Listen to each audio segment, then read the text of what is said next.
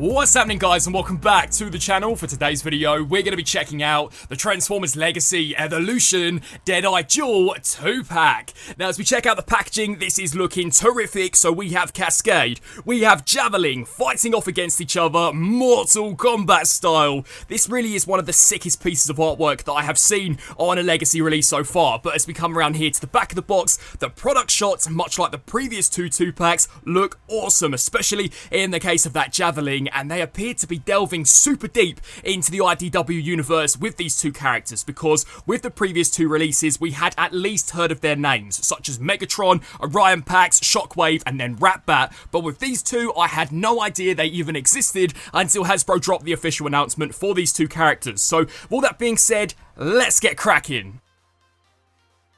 So, up first we have Ascenticon Kaskade, who is the Decepticon half of this 2-pack, and I'm sorry to say, but the weakest part about this set, because she is a Transformers Siege Chromia retool, which when that was originally released, unfortunately, was most definitely the weakest figure to Great War for Cybertron, and I think when that was brought out back in 2018, even then, that was a retool of a Power of the Primes figure, so it's kind of crazy that Hasbro still has this mold knocking around, but with rumours of an upcoming Legacy Year 3 Chromia, I'm hoping this will very quickly be replaced. But as we take a look at the details, she does have a fantastic head sculpt. This sadly is the only new piece of tooling that we have for the robot mode, but I love this kind of sick enhanced cybernetic eye that we have for the left hand side. Because she's a sniper, it does make perfect sense for her to have this, and because this is a Transformers War for Cybertron figure, she has some amazing detail. I mean, the chest piece looks awesome. I do quite like the paint apps that we have here for the upper part of the chest, and the sides of the legs also are pretty nicely detailed, but sadly she still has that massive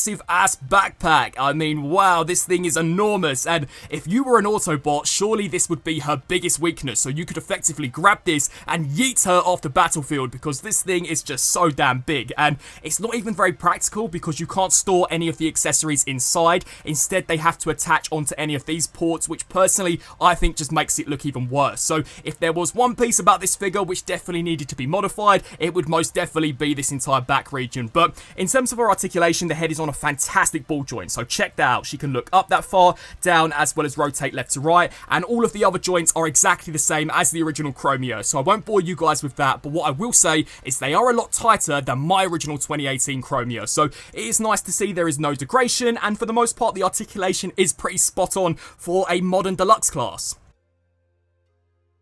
But it's not all misery for Kaskade, as her weapon loadout is sick. So she basically comes with all of the same weapons that we saw included with the original Siege Chromia, although this time round they've kind of sheared the ends off the grenades, so unfortunately, unlike her original release, you are unable to use these as handheld grenades. I have no idea as to why they've decided to make this decision, but if you didn't like this look, you can alternate these pieces to create what I like to call a short-ranged sniper rifle. Or alternatively, you can bring in this brand new piece to create a proper long-range sniper rifle, and this thing is sick. Personally, I think her weapons are most definitely the best part about her entirely, and this new attachment again looks awesome. This can also be split into two distinctive components, so if you wanted to, you could create two new blasters out of these specific weapons, which I thought was just so cool.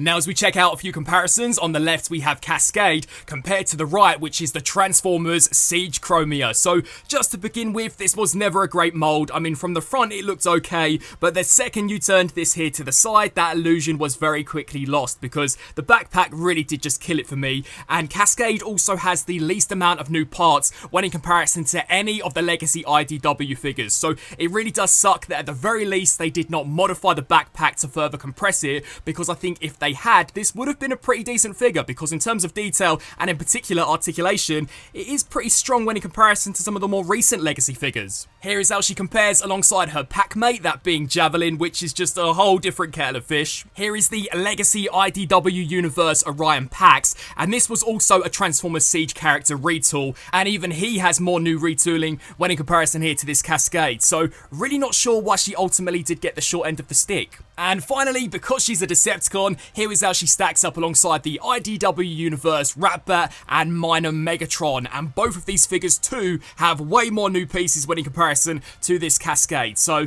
yeah, it does kind of suck that ultimately she really is just a repaint with a brand new head. Now, as we get stuck into her transformation, first of all, take the hands and collapse these pieces here in. We can then take the shoulders, angle these here upwards, and then flip her around here to the back. Take the wheels, disengage these away from what will become the cockpit of the vehicle mode. Fully extend this piece here down, flip to the underside, take this section here until it does click into place, and there is a specific tab and slot, so make sure that this does snap there into place. We can then take the hips, bring these here forwards, which should allow enough clearance for us to bring this section down, so that we can then take the waist joint and rotate this around, so the front is now facing the back. Now, on the instructions, it does say to take her head and rotate this piece around, although the cavity is specifically designed for the head shape of Chromia, so when you do pull this section here down, 9 times out of 10, her head crest will rub, and I definitely think that could potentially cause for some paint scratching. So yeah, that does kind of suck. We can then take the shoulder joints, bring these here around to the back. The next step would be to then take the wheels, snap these into place so they do perfectly kind of groove into these slots, which I thought was pretty cool. And then you're going to want to bend here at the elbow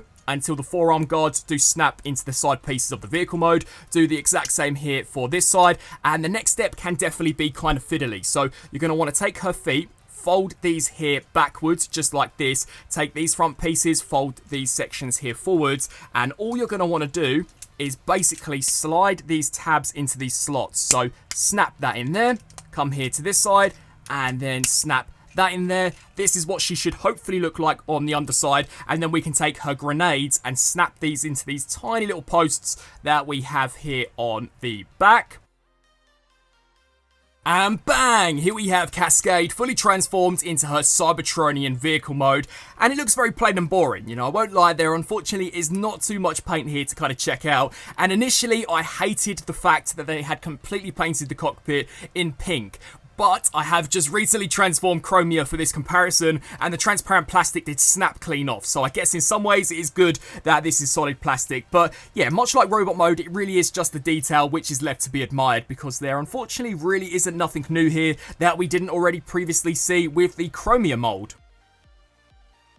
Which, talking of, as we wax Siege Chromia out for a comparison, I really think there is no comparison to be had here. Chromia, in my opinion, looks way nicer in terms of a Cybertronian vehicle. Now, I know on my copy the transparent plastic unfortunately did break off, but I don't think there can be any denying in saying it looks much nicer than this big plain chunk of pink that we have here for the canopy of Kaskade. And another thing I want to talk about is, I know back in the day the battle damage was kind of bashed amongst collectors, but I do think it's doing wonders for the front of this vehicle, because here with Kaskade, she does just look incredibly bland. And if you wanted to spice the look of this vehicle mode up just a little bit, you can attach the sniper onto the top, which, to be honest, I think does wonders for the overall design.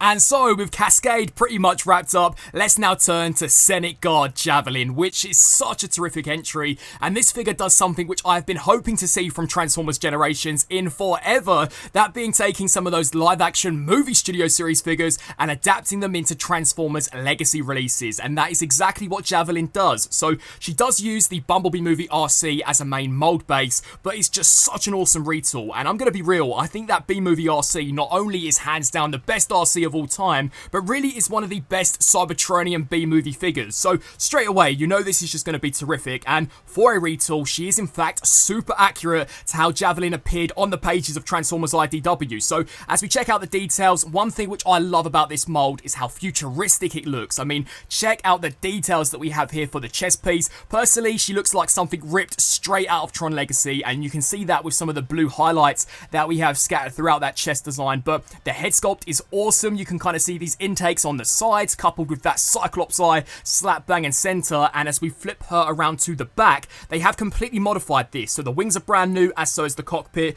You will see a little more of this once we transform her, but awesome details up front. The legs are basically exactly the same as what we saw from RC, but they do just complement this figure so nicely. I mean, there is next to no excess kibble. Another thing which I liked about this design was how it actually used pieces of the vehicle to help aid the robot mode. So for example, the wheels do become the heel spurs of the bot mode, which I just think looks awesome. So yeah, she's a straight 10 out of 10 release, and look at the mechanical detail that we have here for the elbows, for the neck, and in particular packed into the waist. She's just absolutely incredible. So fantastic fantastic to see B-Movie RC revisited for what is, in my opinion, potentially a superior repaint. Now, I won't bore you guys with the ins and outs of the articulation as it is the same as RC, but just know that once you pack her accessories on, she is a force to be reckoned with. There aren't too many poses that you cannot get out of this figure, so hoping to see this once again revisited, maybe for the upcoming Transformers Legacy Chromia.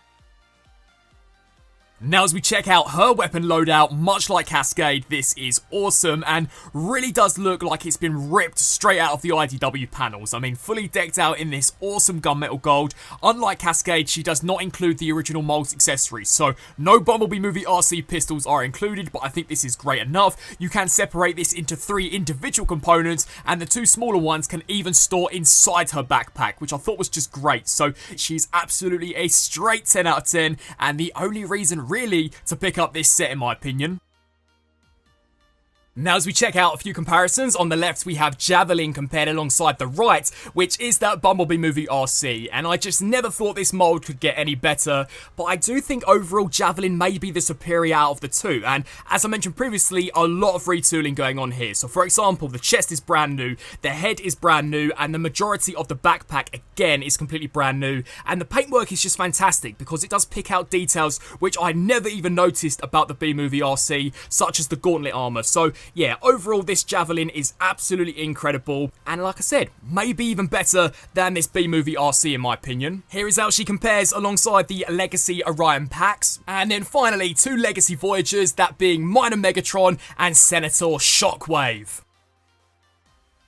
Now as we get stuck into her transformation, first up you will want to take the hand sculpt and basically just hinge this here inwards. Do the exact same here for this side, so slide this as close as it will possibly go to the inside of the arm. What we can then do is take the waist joint, rotate this around until the front is now facing the back, and a piece of engineering which I absolutely loved about this mold was that for robot mode the wheels would lock into place, but for bike mode, if you flip the ankle out to the sides and extend this slider joint, you can actually completely rotate this around. This little tab will slide into that slot, and now the wheels do properly roll, so that is so awesome. Collapse this piece down and then take the back of the leg and snap that into place to create for a very sleek like design. We can then rotate here at the thigh and do the exact same here for this side, so hinge out to the side, extend that slider joint, flip this here upwards until that tiny little tab can slide into that slot, snap this down and then snap the back of the leg in. We can now combine the 2 halves, so line up these kind of little teeth that we have on the wheels until they do snap into place, and now we come up to the upper part of the body, which is kind of complex to transform. So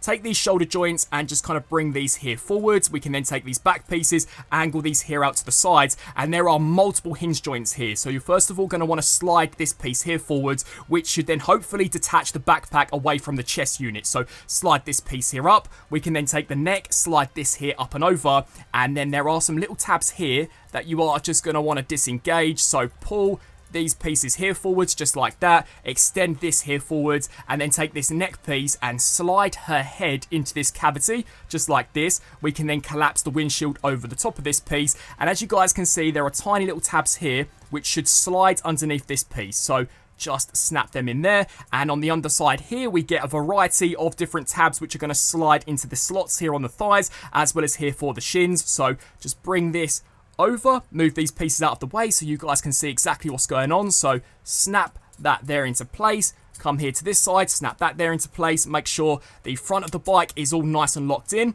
We can then bring these pieces out, take the chest piece, snap that there into place, and then you're going to want to bend at this top joint, so not at the actual elbow joint, kind of at this bicep joint, 90 degrees just like this. And then what's going to happen is we're going to rotate these pieces around, and as you guys can see, there's a little slot that should find itself tabbing into that section, so snap that in there. That will then tab into the side of the thigh. Do the exact same here for this side, so snap that section there into place, snap into the side of the thigh. And bang! Here we have Javelin fully transformed into her Cybertronian vehicle mode, and this thing just looks sick. You know, I loved the Bumblebee movie Cybertronian figures, so to see it revisited again is just so awesome, and I do think this is a nicer redeco when in comparison to what we saw from the original RC. So you can see some of the new tooling, such as the modified windscreen. I mean, again, really to me looks like something ripped out of Tron Legacy. I also like the intakes that we have here for the side of the bike, the awesome wheels up front, which as I mentioned previously, now do roll super freely, and as you flip her here to the underside, the backpack does have the rear wheels, so that's pretty cool. Still a little unsightly from the back, but considering this is a Cybertronian vehicle, who's to say that their chest plate just wouldn't be hanging out. And in terms of weapon storage, you can take her sniper rifle and attach it here up top, which personally I actually think completes the look of this bike. And if I remember correctly, this was the look that she had when she would transform in the comics. So yeah, just all the way throughout this thing, it looks awesome, and I am so hoping they keep some of these legacy comic universe figures going into year 3 and maybe even beyond. Now, as we check out a few comparisons, on the left we have Javelin compared to the right, which is the B-Movie RC. So, as I said previously, despite this being an amazing mould, I do find that this recolor, in my opinion, looks even better. You know, the darker shades of purple and kind of grey that we have for the thighs, to me, helps to make the detail just stand out a little better. So, yeah, I really do think Javelin is a fantastic redeco slash retool. And here is how she compares alongside her packmate, that being Kaskade. And as I mentioned previously, no competition at all. Kaskade really has massively got the short end of the stick in terms of some of these comic universe releases, because this vehicle mode looks awful in comparison to this masterpiece of a Javelin. And then finally, here is how she stacks up alongside the legacy comic universe Orion packs. And so, wrapping up on this review for the Transformers Legacy Evolution Deadeye Duel 2-pack. Personally, I think for the most part this is a really nice set, and it mainly has to do with the Javelin. Unfortunately, I do think the Kaskade is the weakest Legacy comic universe figure that we've so far seen, because they really haven't changed much about the original Chromium mold at all. In terms of robot mode, that backpack I still just can't get over, and considering that it is such an old mold, in some ways I wish they had maybe used a slightly more recent one. The new head sculpt, however, is awesome, as so is her weapon loadout, and the weapons between the both of them are definitely some of the coolest blasters that I think we've seen in Transformers Legacy. And then we get stuck into Javelin, which is just a straight knockout. Clearly a 10 out of 10. It is based on what was already an outstanding RC mold, that being based on Studio Series Bumblebee, and in my opinion they have even made it slightly better. I love the way the robot mode looks. The modified chest piece, the head, and the brand new backpack just make that robot mode shine, in my opinion. And unlike Kaskade, even the vehicle mode looks awesome. So if you do plan on picking this setup, just know that before you go into it, that one figure most definitely is superior over the other. And if you only want the Javelin, then personally I would highly recommend to maybe try and find her loose, because she is just such a cool figure, and I definitely think that Kaskade is one that you could live without. I'd love to get your thoughts down in the comment section below. What do you guys think of these two repaints slash retools? And until my next video, I'll see you then. Thanks for watching.